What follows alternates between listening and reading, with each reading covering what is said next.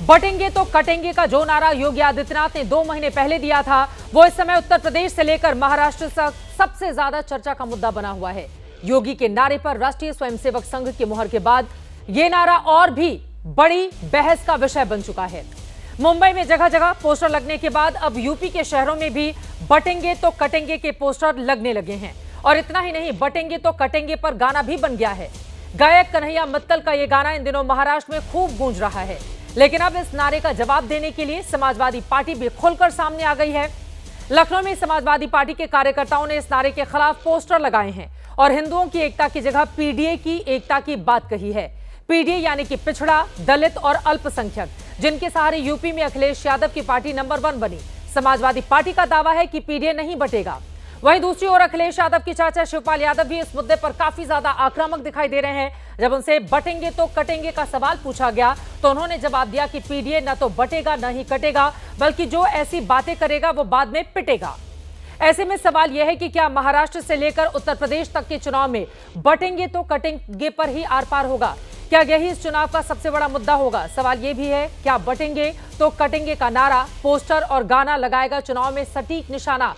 सवाल यह भी कि बटेंगे तो किसके वोट बढ़ेंगे और किसके घटेंगे? और सवाल यह भी है, क्या बटेंगे तो कटेंगे का नारा हिंदुत्व की राजनीति का नया चैप्टर है? आज की बहस की शुरुआत से पहले महादंगल की यह रिपोर्ट देखिए।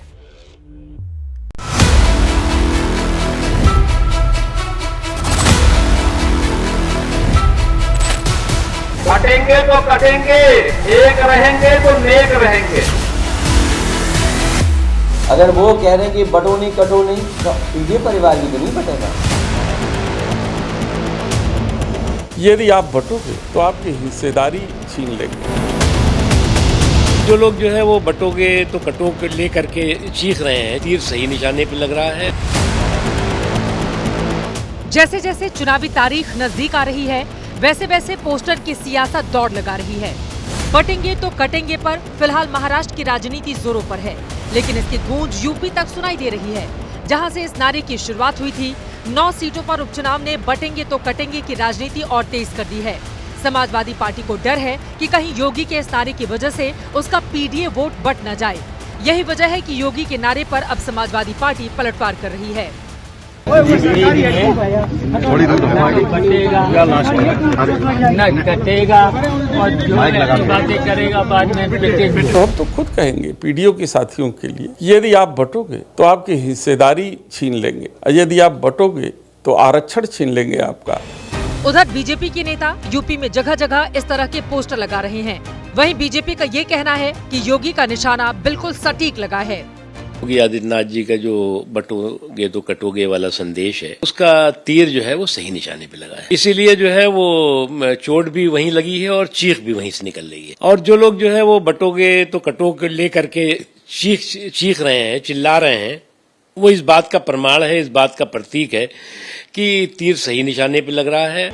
लोकसभा चुनाव में जिस तरह समाजवादी पार्टी ने पीडीए का प्रयोग करके उत्तर प्रदेश में बीजेपी को पीछे छोड़ दिया, उसके बाद मुख्यमंत्री योगी आदित्यनाथ ने बांग्लादेश में हिंदुओं पर हो रहे अत्याचार के नाम पर बटेंगे तो कटेंगे का नारा बुलंद किया।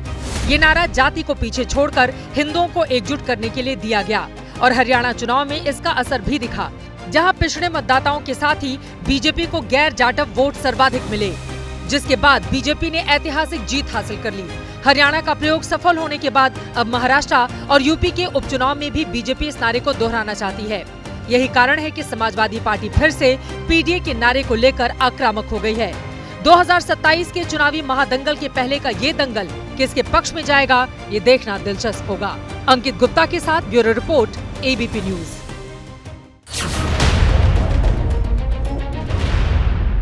जैसे ही घड़ी का काटा दोपहर 2:30 पे आए, बबीता जी का दिल सास बहू साजिश के लिए मचल जाए। और ये है इनकी बहू, पूरे दिन ऑफिस की टेंशन हो जाए गॉन जब ये करें अपना फेवरेट शो फ्री टाइम पे ऑन। इनकी तरह आप भी देखिए अपना फेवरेट शो अपने टाइम पर और डाउनलोड कीजिए एबीपी लाइव ऐप अपने स्मार्ट टीवी पर।